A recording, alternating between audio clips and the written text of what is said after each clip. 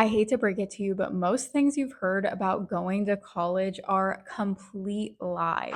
Most Americans grow up hearing the same thing over and over again about going to college. You need to go to a top school. Accruing hundreds upon thousands of dollars in student debt is completely normal, and studying abroad is just a semester thing. But what if I told you a lot of these things are completely untrue? Get ready to have your mind completely blown and your brain completely rewired when it comes to going to university. In this video, I'm breaking down 7 of the biggest myths about going to college and what students should actually know instead. Now, just some quick context and an introduction for you guys. Hi, my name is Emily. I'm your study abroad bestie with Beyond the States, and our team has helped hundreds of Americans move abroad to pursue an English taught degree in Europe. We help Americans every day who are seeking to complete a bachelor's or master's degree in Europe, discover programs and compare them, navigate the application process, and save thousands of dollars in the process. And one thing I've noticed from working at Beyond the States for the past 2 years is that a lot of Americans grow up believing things about college that are just not true globally. Now, with that said, let's get into myth number 1. First myth we're here to debunk is that you have to go to a top 20 school in order to be successful. Many students feel this pressure to go to a top university, especially in the US, where I feel like we grow up in a very competitive culture in general, and especially when it comes to university. I remember when I was going to university, for example, comparing the different percentages of acceptance rates and taking a lot of pride in getting into certain programs or schools where the acceptance rate is really low. However, these rankings often don't determine success. Now, it's been almost 6 years since I've graduated university, and I work in marketing, which is a very competitive field, especially nowadays. And I can say through applying to jobs, my university honestly is the last thing employers ask me about. Yes, maybe it's more of a focal point when you're applying to internships, but honestly, employers are looking to see your skills and the things that make you stand out on your resume. I rarely get asked about my studies or my bachelor's degree because honestly, even though it is relevant to my job, it doesn't really speak to my experience compared to other things on my resume, like that I can speak a foreign language, or that I studied abroad, or that I have specialized in certain skills. Employers are really looking for your communication skills, how well you interview, your internship experience. And I'm not trying to dissuade you from going to a top university or give you the impression that I don't find it impressive. However, it just doesn't carry the weight that I feel like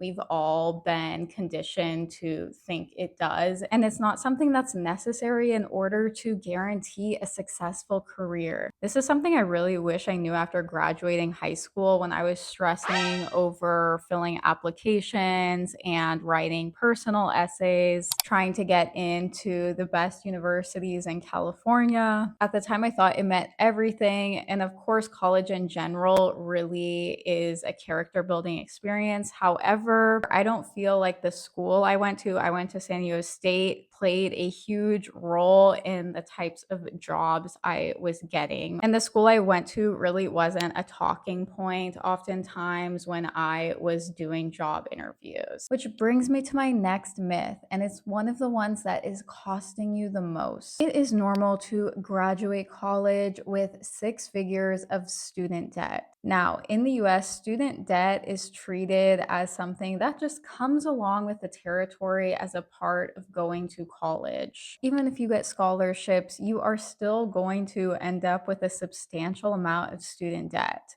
And I can say this as somebody who got scholarships and went to an in-state school. But globally, accruing debt while going to college is not the norm at all. In many European countries, for example, going to university is seen as a right and not a privilege. To paint you a picture, in Europe, the average cost of an English taught bachelor's program, and newsflash, English taught bachelor's programs are often more expensive than programs taught in the local language, language is going to cost you on average approximately $4,000 to $7,000 per year. And in some countries, it's even cheaper than that. In countries such as Germany or Austria, for example, which both attract tons of international students, they charge less than 700 euros per semester in administrative fees. And to give you a personal example, when I was working on my master's degree in Germany, my tuition per semester was less than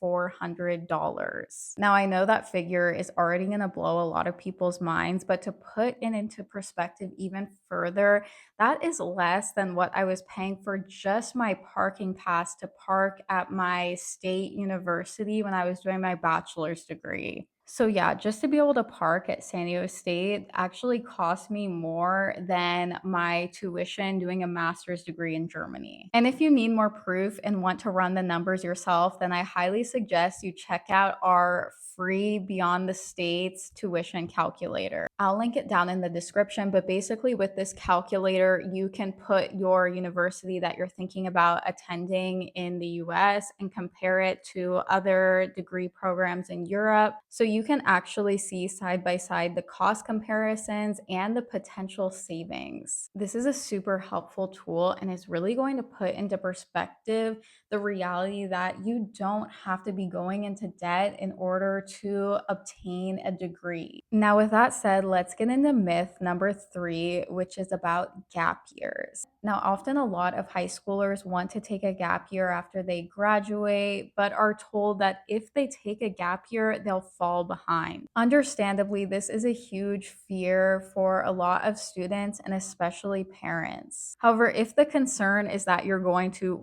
fall behind, one really key statistic to keep in mind when it comes to going to college is that around 80% of students end up changing their major at least once. So, with that statistic in mind, it's really important to consider that a lot of students are going to be behind and graduating a year later, or perhaps even more. And a gap year isn't necessarily purposeless or a time where you're just goofing around and traveling around the world. Gap years are purposeful and they're a huge source of personal growth for students who are trying to figure out their place in the world and what their purpose is. Gap years really can be designed to tailor fit your needs and goals. So you can travel, but you could also do volunteer work or enroll in a language school and learn the local language that you're interested in. Or you can even complete an internship abroad during this time. And I really recommend that if you are called to take a gap year,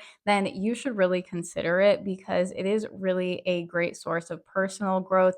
You learn independence and intercultural communication skills, both things that are really valued by employers. And it also looks great when you're applying to universities. And overall, taking time to figure out what you really want in life, what universities you want to apply to, what programs you could potentially be interested in, really ends up saving you time, money, and stress in the long run. Now, myth number 4 that I heard a lot when I was doing my undergrad is that study abroad is just a semester thing. Most Americans think the only options they have is just to do a short study abroad stint. I've even seen programs as short as 4 weeks, or commonly people do a semester abroad. And honestly, just doing a semester abroad is really only dipping your toes into the water of living abroad. And as someone who actually studied abroad for a year, I felt like after a semester, I was only just starting to acclimate to the lifestyle and the country I was living in. And one thing I realized while I was doing my study abroad year in Germany, as I mentioned, Germany is really affordable for bachelor's and master's degrees, is that I could have saved so much money just studying independently in Germany, applying to universities, applying to programs in Germany, rather than going through my American university and doing a study abroad year. Because ultimately, I was still paying my American university thousands of dollars in tuition per year in order to experience studying in a country where education is less than $1,000 a year. So, if study abroad in general is something really important to you, then I highly suggest considering doing an entire program abroad and getting your entire degree abroad rather than doing a study abroad program. Cutting out the middleman altogether, so your American university is going to save you thousands of dollars and you're going to avoid getting ripped off. Not only is tuition cheaper, but as I mentioned, there are hundreds of English taught bachelor's and master's programs across Europe that are 100% taught in English, no foreign language required. Our one of a kind unique database at Beyond the States actually shows only English taught bachelor's and master's programs, so you can look through ones that are going to fit your interests and not have to worry if you are going to fit the program requirements or if the degree is in a foreign language. I'll leave a link in our bio so you can explore some of our database packages. Now, next is myth number 5, which honestly might be one of the silliest ones. You'll miss out on the college experience if you leave the US and go to university abroad. People like to imagine European universities as very academic and serious, and I think it's pretty egotistical to think that American universities are the only ones that offer fun and exciting experiences. The reality is, as someone who did college in the US and college in Europe, you are not going to be losing sleep over missing out on frat parties. Universities in Europe still have tons of social life. Obviously, there's dorm cultures, there are clubs, there are sports you can sign up for, there are tons of social opportunities in order to meet people. And if you do like parties, there are tons of opportunities to party too. In fact, a lot of universities actually host their own parties. This was a huge culture shock for me. I feel like the culture around alcohol in Europe in general is very different, and people have a much more mature approach to alcohol. For example, when I was doing college in Germany, faculties across different departments actually would host their own parties on campus. I remember showing up to my geography department's party, and my professors were literally serving shots to us. Literally so insane and so hilarious at the same time. Universities will also sometimes host pub crawls or will even have their own student bars on campus. It's just a completely different culture altogether. And honestly, I can say that it was much more fun and exciting than going to college in the US. Plus, you have the bonus experience of living in another country. You can learn about new cultures, meet international friends, and travel to completely different countries on the weekends. So I would argue this is a much more fulfilling experience than going to college in the US.